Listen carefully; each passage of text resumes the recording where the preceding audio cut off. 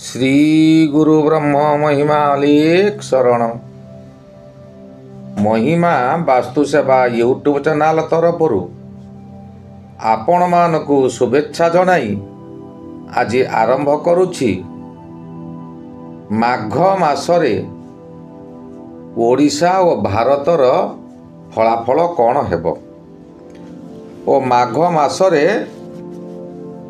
कौन सबू शुभ दिन अशुभ दिन अच्छी से विषय रे आलोचना करिबा। प्रथमे माघ मास बा मासर नामकरण काहींकी करा जाउछि।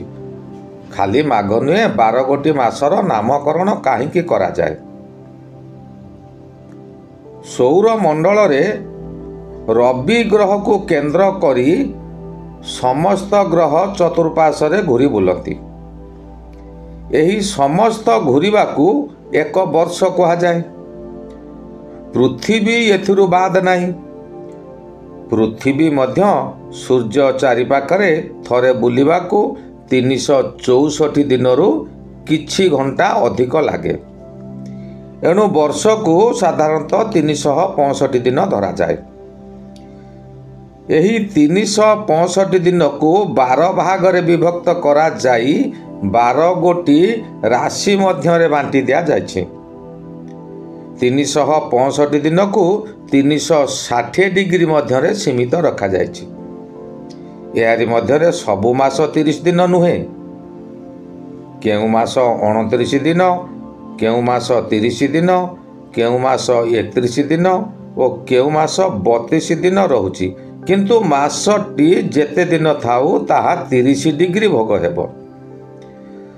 जेउ मासटी जेते दिन हुए रवि महाग्रह सेही मासरे सेते दिन रही थांती। मास गुड़ी को पुणी 12 गोटी राशि रे विभक्त करा जायछि। तथा मेष राशि वैशाख मास, वृष राशि ज्येष्ठ मास, यही परी प्रति राशि को प्रति मासर करा जायछि। मिथुन राशि रे रवि रहिले मिथुन मास बा आषाढ़ मास। कर्कट राशि रे रवि रहिले ताहा कर्कट मास बा श्रावण मास। सिंह मास रे रवि रहिले बा सिंह राशि को रवि चलन हला परे ताहा सिंह मास बा भाद्रव मास। कन्या आश्विन मास। तुला को गले कार्तिक मास। बिच्छा को गले मार्गशीर मास। धनु को गले पौष मास। मकर को गले माघ मास। कुंभ को गले फाल्गुन मास। मीन को गले चैत्र मास। एबे रवि प्रति राशि रे 30 डिग्री भ्रमण करती। 12 गोटी राशि को पुणी 27 गोटी नक्षत्र भोग करती। प्रत्येक नक्षत्र 12 मासर रवि भोग करने समय गोटे नक्षत्र 13 डिग्री 20 भोग हुए। राशिटी है 30 डिग्री। एणु प्रति राशि 3 गोटी नक्षत्र को नहीं भोग हेउथिबारु प्रत्येक मासर फलाफल 3 भागरे विभक्त होता है। आम पृथ्वी कमला लेंबू परी एक निर्दिष्ट रेखारे सूर्य चारिपाखरे घूरी बुलती। प्रत्येक ग्रहंकर मध्य निर्दिष्ट कक्ष रही। सेमाने तांको कक्षच्युति होती नहीं। चेपटा थिबारु सूर्य किरण पृथ्वी पृष्ठ रे समान रहे नहीं। एणु याकु 6 गोटी ऋतु बा 6 भागरे विभक्त करा जाए। 6 गोटी ऋतु करा जायछि। एही पृथ्वीर मध्य भागरे गोटे काल्पनिक रेखा करा जायछि। ताहाकू विषुव रेखा बोली कहा जाए। महाविषुव संक्रांति ठारू सूर्य ठीक आमर मथा उपरे रही थांती। एणु सेई दिन ठारू नूतन वर्ष आरंभ बोली धरा जाए। यह रविंकर निरयण गति आरंभ। जेउ समय रे रवि मेष राशि रे प्रवेश करिवे ताहाकू नूतन वर्ष बोली धरा जाए। से दिन ଧର୍ମ ଅନୁଷ୍ଠାନ ମାନଙ୍କରେ ପ୍ରତ୍ୟେକ ମଠ ମନ୍ଦିର ମାନଙ୍କରେ ତୁଷାର୍ଥ ଲୋକମାନଙ୍କୁ ପଣା ଦାନ କରାଯାଏ। ଦେବାଦେବୀ ମାନଙ୍କୁ ପଣା ଦିଆଯାଏ। ଏହା ଏକ ଧର୍ମ ମାସ, କିନ୍ତୁ ନୂତନ ବର୍ଷ ପାପ ଦିନ ନୁହେଁ। ଏବେ ଆମେ ସବୁ ଜାନୁଆରୀ 1କୁ ନୂତନ ବର୍ଷ ଭାବେ ପାଳୁଛନ୍ତି ଓ ଦିନ ହଜାର ହଜାର ଲକ୍ଷ ଲକ୍ଷ ଜୀବ ହତ୍ୟା କରୁଛନ୍ତି।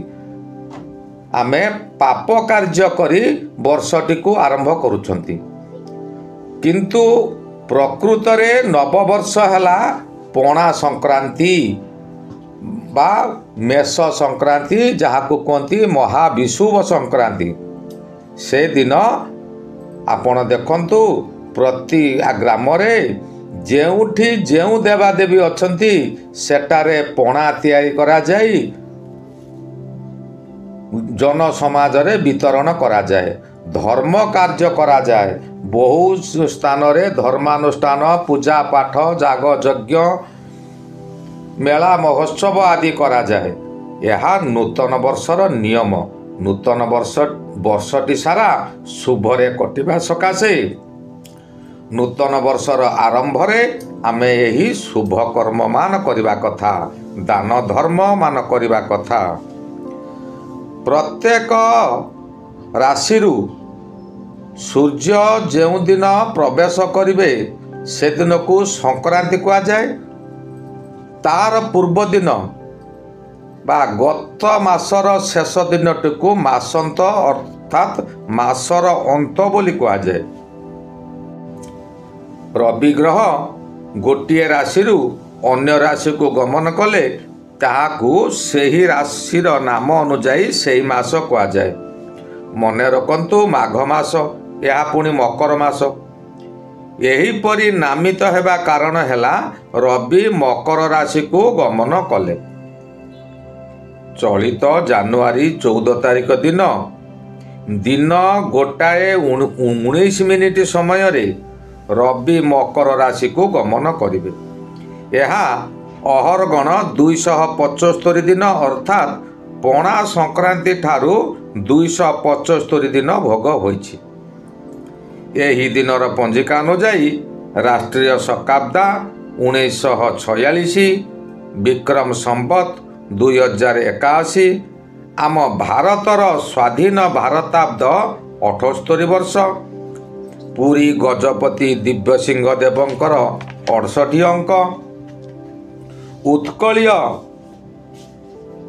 ସନ 1432 ସାଲ, ଇଂରାଜୀ 2025 ମସିହା ଜାନୁଆରୀ ମାସ 14 ତାରିଖ ଠାରୁ ମାଘ ମାସଟି 30 ଦିନ ଅର୍ଥାତ୍ ରବି ମକର ରାଶିରେ 30 ଦିନ ରହି କୁମ୍ଭ ରାଶିକୁ ଗମନ କରିବେ। ଯେଉଁ ସମୟରେ ରବି ଗୋଟିଏ ରାଶିକୁ ପ୍ରବେଶ କରନ୍ତି ସେ ସମୟରେ କେଉଁ ରୂପରେ କିପରି ପ୍ରବେଶ କଲେ ତାହାରି ଅନୁଯାୟୀ ମାସର ଫଳ ମିଳେ। ଏହି ମକର ରାଶି ଆରମ୍ଭରୁ ସୂର୍ଯ୍ୟ ଉତ୍ତରରେ ଥାନ୍ତି। ସଂକ୍ରାନ୍ତି ଚଳନ ସମୟରେ ମହୋଦରୀ ନାମରେ ପ୍ରବେଶ କଲେ। ସଂକ୍ରାନ୍ତିର ନାମ ହେଲା ମହୋଦରୀ। କୁମାର ବୟସ ହେଲା ଚଙ୍ଗଚଙ୍ଗିଆ ବୟସ। ଜାତି ହେଲା ଭୂତ ଜାତି। ହଳଦିଆ ବସ୍ତ୍ର ପରିଧାନ କରି ଅଙ୍ଗରେ କୁଙ୍କୁମ ଲେପନ ହୋଇ ଗଳାରେ ବିଭିନ୍ନ ଜାତିର ପୁଷ୍ପମାଲ୍ୟ ଧାରଣ କରି ରୂପା ପାତ୍ରରେ ପାୟସ ଭୋଜନ କରୁଥିବା ସମୟରେ ବାଘ ଉପରେ ବସି ଗଦା ଧରି ପୂର୍ବ ଦିଗରୁ ଆସିବେ।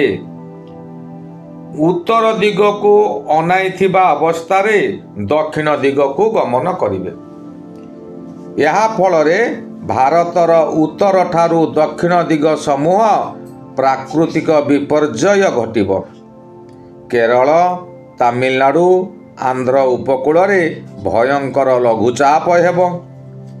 ଉତ୍ତର ଭାରତରେ ହିମାଳୟ ପାଦ ଦେଶରେ ବରଫପାତ ମଧ୍ୟ ହୋଇ ବହୁ ଧନ ଜୀବନ ହାନି ହେବ। ଓଡ଼ିଶା ରାଜ୍ୟର ବାରିପଦା, ଜଲେଶ୍ୱର, ଭୋଗରାଇ, ବସ୍ତା, ବାଲିଆପାଳ, ତେଲକୋଇ, ହରିଚନ୍ଦନପୁର, ବାଂଶପାଣି ଓ ଦକ୍ଷିଣ ଦିଗର ମାଲକାନଗିରି, ପଟ୍ଟାଙ୍ଗୀ, ବନ୍ଧଗାଁ, କାଶୀନଗର, ପାରଳାଖେମୁଣ୍ଡି ଅଞ୍ଚଳମାନଙ୍କରେ ବ୍ୟାଙ୍କ ଡକାୟତି, ରାହାଜାନୀ, ବିସ୍ଫୋରଣ, ଗୁଳିକାଣ୍ଡ ଓ ଅପହରଣ ସମସ୍ୟାମାନ ଦେଖାଦେବ। ଦୁଇ ସମ୍ପ୍ରଦାୟ ମଧ୍ୟରେ ଉତ୍ତର ଦିଗରେ ଅଧିକ ଗଣ୍ଡଗୋଳ ହେବ, କାରଣ ସଂକ୍ରାନ୍ତି ପୁରୁଷ ଉତ୍ତରକୁ ଦୃଷ୍ଟି ଦେଇ ଦକ୍ଷିଣକୁ ଯାଇଛନ୍ତି।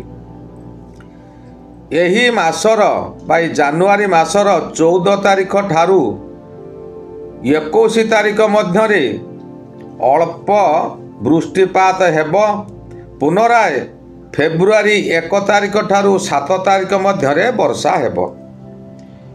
ଏହି ବର୍ଷା ଫଳରେ ପରିବା ଫସଲ ବହୁ ନଷ୍ଟ ହେବ। ରୋଗ ପୋକ ଲାଗିବ, ପରିବା ଆମଦାନୀ କମିଯିବ, ଫଳରେ ପରିବାର ଦର ବୃଦ୍ଧି ହେବ। ଏହି ମାସରେ ଶିଶୁମାନଙ୍କର ରୋଗ ବୃଦ୍ଧି ହେବ। ଯାବତୀୟ ଶିଶୁ ରୋଗ ହେବା ଫଳରେ ବାପା ମା ମାନେ ବିକଳରେ ଡାକ୍ତରଖାନାରେ ବହୁ ଅର୍ଥ ହାନି କରିବେ। ସରକାରୀ ସ୍ତରରେ ବହୁ ଅଦଳ ବଦଳ ହେବ, ଗଣ୍ଡଗୋଳ ମଧ୍ୟ ହେବ, ତର୍କ ବିତର୍କ ହେବ। ସରକାରୀ ଯୋଜନାମାନଙ୍କୁ ତ୍ୱରାନ୍ୱିତ କରିବା ସକାଶେ ଶାସକ ଦଳ ଚେଷ୍ଟିତ ହେବେ।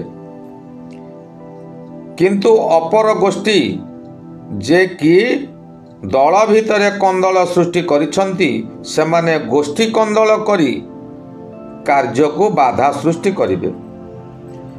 ଏହି ମାସରେ ଯେଉଁ ବାଳକ ବାଳିକାମାନେ ଜନ୍ମ ଲାଭ କରିବେ, ସେମାନେ ବଂଶର ମାନ ମର୍ଯ୍ୟାଦା ରକ୍ଷା କରିବେ। ବିଦ୍ୱାନ ହୋଇ ଦେଶ ବିଦେଶରେ ନାମ ରଖିବେ। ଧାର୍ମିକ ଓ ସଦାଚାରୀ ହେବେ। ଯୋଗାଭ୍ୟାସୀ ମଧ୍ୟ ହେବେ। ଆହୁରି ମଧ୍ୟ ଏହି ମାସରେ ଯଦି କନ୍ୟାଟିଏ ପ୍ରଥମ ରୂପବତୀ ହୁଏ, ସେ ପ୍ରବଳ କ୍ରୋଧିନୀ ହେବା ସହିତ ପୁତ୍ରବତୀ ମଧ୍ୟ ହୋଇଥାନ୍ତି। ଏହି ମାଘ ମାସରେ ଗୃହାରମ୍ଭ ସମ୍ପୂର୍ଣ୍ଣ ନିଷେଧ। ବହୁ ବ୍ୟକ୍ତି ମାଘ ମାସରେ ନୂତନ ଗୃହ ଆରମ୍ଭ କରନ୍ତି, କିନ୍ତୁ ଏହି ମାସରେ ଗୃହାରମ୍ଭ କଲେ ଚୋର ଭୟ ବେଶୀ ରହେ। ପରିବାର ମଧ୍ୟରେ ପ୍ରତ୍ୟେକ ବ୍ୟକ୍ତିଙ୍କ ମଧ୍ୟରେ ଅଗ୍ନି ଜଳେ ବା ମନ କାହାରି ସହିତ କାହାରି ମିଶେ ନାହିଁ। ଟିକେ ଟିକେ କଥାରେ କ୍ଷଣକୋପୀ ହୁଅନ୍ତି। ଗୃହ ସ୍ୱାମୀ ସହିତ ପରିବାର ମଧ୍ୟରେ ରୋଗ ଛାଡ଼େ ନାହିଁ। ଏହି ମାଘ ମାସରେ ପ୍ରାୟତଃ ଲୋକମାନଙ୍କର ଅଧିକ ପେଟ ରୋଗ ହୁଏ। ଲୋକମାନଙ୍କର ଧାରଣା ଯେ ଶୀତ ଦିନ ଶୀତ ବସ୍ତ୍ର ପିନ୍ଧିବା ଦ୍ୱାରା ପେଟ ରୋଗ ହେଉଛି, ପେଟ ଗରମ ହେଇଯାଉଛି, କିନ୍ତୁ ତା ନୁହେଁ। ଏହି ମାସରେ ପ୍ରାୟତଃ ମୂଳା ଓ ବରକୋଳି ଖାଇଥାନ୍ତି ଅଧିକା।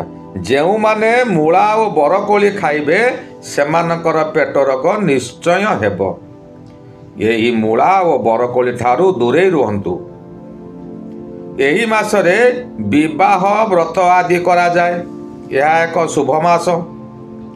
ଗୃହ ଆରମ୍ଭ ସକାଶେ ଅଶୁଭ, କିନ୍ତୁ ଗୃହ ପ୍ରତିଷ୍ଠା ସକାଶେ ଶୁଭ ବା ଗୃହ ପ୍ରବେଶ ସକାଶେ ଶୁଭ। ଗୃହ ପ୍ରବେଶ ସକାଶେ ମାଘ ମାସର 6 ଦିନ, 7 ଦିନ, 9 ଦିନ, 20 ଦିନ, 21 ଦିନ ଓ 25 ଦିନ ହେଉଛି ଶୁଭ ଦିନ। ବିବାହ ସକାଶେ ମାଘ ମାସର 3 ଦିନ ଠାରୁ 9 ଦିନ, ତାପରେ 11 ଦିନ, ତାପରେ 20 ଦିନ ଠାରୁ 25 ଦିନ ପର୍ଯ୍ୟନ୍ତ ବିବାହ ସକାଶେ ଶୁଭ ତିଥି ରହିଛି। ବ୍ରତଘର ଚତୁର୍ବେଦୀ ମାଘ ମାସର 6 ଦିନ, 7 ଦିନ, 20 ଦିନ ଓ 21 ଦିନରେ କରିପାରିବେ। ଅନ୍ନପ୍ରାଶନ, ଗୋଟିଏ ପିଲାର ବର୍ଷେ ହୋଇଗଲେ ତାହାର ଏକ ଅନ୍ନପ୍ରାଶନ କରାଯାଏ। ତାହା କରାଯିବ କେବେ ନା 6 ଦିନ, 7 ଦିନ, 9 ଦିନ, 10 ଦିନ, 21 ଦିନ ଓ 25 ଦିନ। ଏହା ମାଘ ମାସ, ଓଡ଼ିଆ ମାସର ଖଡ଼ି ଛୁଆଁ। ମାଘ ମାସରେ ପ୍ରାୟତଃ ପିଲାଟିକୁ ପ୍ରଥମ ଖଡ଼ି ଛୁଆଇଁ ତାକୁ ପାଠ ଆରମ୍ଭ କରାଯାଏ, ବିଦ୍ୟା ଆରମ୍ଭ କରାଯାଏ। ଏହା ମାଘ ମାସର 10 ଦିନ ଓ 20 ଦିନ, ଏହି 2 ଦିନରେ ଖଡ଼ି ଛୁଆଁ କରିପାରିବେ। ଚୁଟି ପକାଇବା ବା ଛୋଟ ପିଲାକୁ ଲଣ୍ଡିତ କରନ୍ତି, ତାହା ମାଘ ମାସର 7 ଦିନ, 9 ଦିନ ଓ 21 ଦିନ। ଯଦି କେହି ନୂତନ ବାଣିଜ୍ୟ ଆରମ୍ଭ କରିବାକୁ ଚାହୁଁଛନ୍ତି, ସେମାନେ ମାସର 9 ଦିନ, 10 ଦିନ, 21 ଦିନ ଓ 23 ଦିନ, ଏହି ଦିନମାନଙ୍କରେ ବ୍ୟବସାୟ ଆରମ୍ଭ କରିପାରିବେ। ଏହାପରେ ପ୍ରତ୍ୟେକ ବ୍ୟବସାୟ କରୁଥିବା ଦିନ, ଯେଉଁଦିନ ବ୍ୟବସାୟ ଆରମ୍ଭ କରିବେ ସେଦିନ ଆପଣଙ୍କ ରାଶିକୁ ଚନ୍ଦ୍ର ଶୁଦ୍ଧି, ରବି ଶୁଦ୍ଧି ଥିବା ଦରକାର। ଘାତ ଚନ୍ଦ୍ର, ଘାତ ନକ୍ଷତ୍ର, ଘାତ ବାର ଓ ଘାତ ତିଥି ନଥିବା ଦରକାର। ଏହାକୁ ବିଜ୍ଞ ଜ୍ୟୋତିଷଙ୍କ ପାଖରେ ପରାମର୍ଶ କରି ଆପଣ ଆରମ୍ଭ କରିପାରିବେ। ଏହି ଗଲା ମାଘ ମାସର ମାସିକ ଫଳାଫଳ। ଦେଶ ଓ ରାଷ୍ଟ୍ରର ମାସିକ ଫଳ। ଏହାର ପରବର୍ତ୍ତୀ ଅଧ୍ୟାୟରେ ମୁଁ କହିବାକୁ ଯିବି ଯେ ମାଘ ମାସରେ 12 ଗୋଟି ରାଶିରେ ଜନ୍ମିତ ବ୍ୟକ୍ତିମାନଙ୍କର ଓ 27 ଗୋଟି ନକ୍ଷତ୍ରରେ ଜନ୍ମିତ ବ୍ୟକ୍ତିମାନଙ୍କର ଫଳାଫଳ କ'ଣ ହେବ। ସେ ପର୍ଯ୍ୟନ୍ତ ବିଦାୟ ଦିଅନ୍ତୁ। ଶ୍ରୀ ଗୁରୁ ମହିମା ଅଲେଖ ଶରଣ, ଶ୍ରୀ ଗୁରୁ ମହିମା ଅଲେଖ ଶରଣ, ଶ୍ରୀ ଗୁରୁ ମହିମା ଅଲେଖ ଶରଣ, ଶରଣ ଶରଣ।